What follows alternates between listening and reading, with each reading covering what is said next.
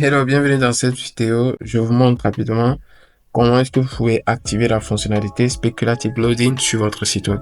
Alors, quel est le principe? La fonctionnalité spéculative, c'est une fonctionnalité automatique à ajouter à WordPress, la version 6.8, qui va vous permettre de précharger le site avant même que le visiteur ne clique sur le lien. Donc, si on le voit, vous allez voir tout simplement, je ne l'ai pas encore activé sur ce site. Voilà, quand je vais actualiser, vous allez voir que ça prend un peu du temps avant de se charger. Disons que je vais visiter la page About Us. Vous voyez. Maintenant, nous allons aller activer la fonctionnalité spéculative pour précharger. Donc, quand le visiteur mettra par exemple le curseur sur Contact Us, comme ça, la page qui est assignée à Contact Us se précharge directement. Il y a une fonctionnalité qu'on va activer rapidement sur notre site web pour pouvoir précharger rapidement le site web.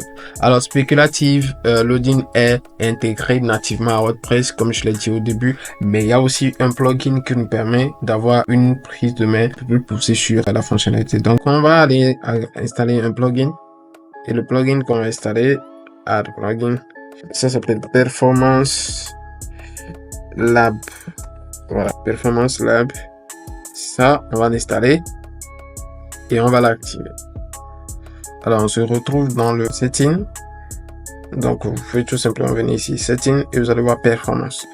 Et on va chercher speculative loading. Alors, le plugin, ça permet de faire autre chose, plusieurs autres choses. Vous allez voir tout simplement ici, vous activez la fonctionnalité qui vous intéresse. Ça permet aussi de convertir automatiquement le format de vos images, par exemple, que vous allez utiliser sur votre site web. Donc, le format WebP et AVIF. Bon, c'est pas le but de la vidéo. On y va sur la fonction Speculative Loading. Donc, on va activer la fonction Speculative Loading et c'est faire. Donc, setting.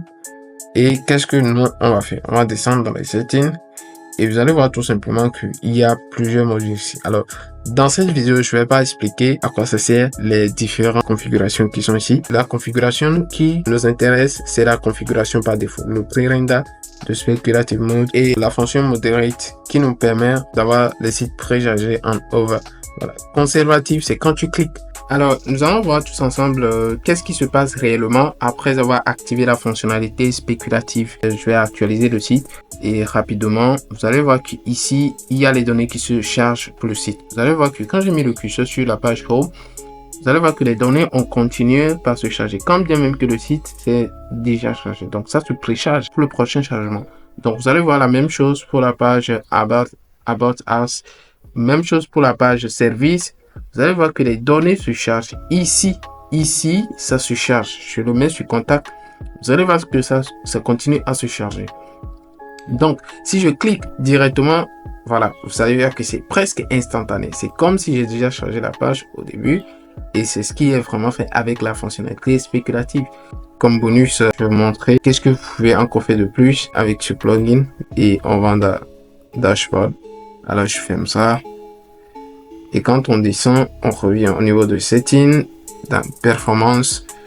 Voilà, on peut activer cette fonctionnalité pour encore charger la donne et avoir plus de rapidité pour notre site web. Alors, cette fonctionnalité, ça nous permet de convertir les images. Donc, nous allons tout simplement convertir les images. Si par exemple, j'upload une image qui est au format PNG, la fonctionnalité là va le convertir en web page ou à vif. Voilà, ça dépend de votre plan d'hébergement ou de votre hébergeur. Donc, s'il accepte les AVIF, voilà, donc ça va convertir directement, automatiquement en AVIF. S'il accepte les WebP, il va convertir directement en WebP.